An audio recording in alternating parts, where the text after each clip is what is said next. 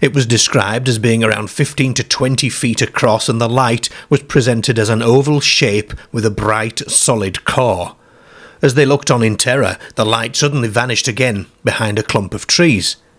They heard a soft bump and a metallic scraping sound, as if a hatch were opening, and there was a rasping rattle, and then a deadly silence.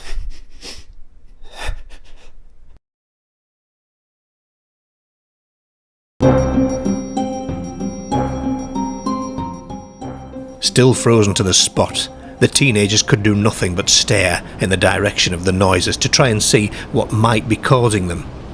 They noticed the undergrowth moving, and heard the rustling of leaves and bushes and the snapping of twigs, and at that moment a creature appeared out of the woods and moved across the field towards the roadside.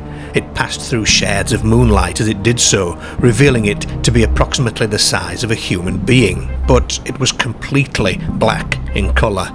It seemed to have wings like those of a bat, webbed feet, and, most curiously, had no discernible head.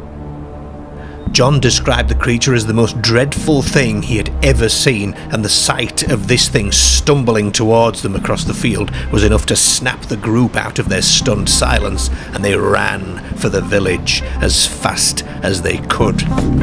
John's last glance back towards the creature showed it to be stood there motionless, holding a red lantern and watching the retreating teens as they vanished.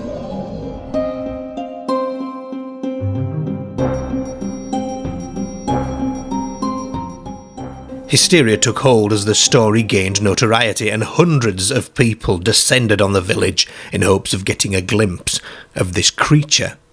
John Flaxton isn't the only one to have reported that creature. 18-year-old Graham Leggett saw it in May of 1962. He was walking towards Slaybrook Corner when he saw a red light, after which a bat-like figure appeared.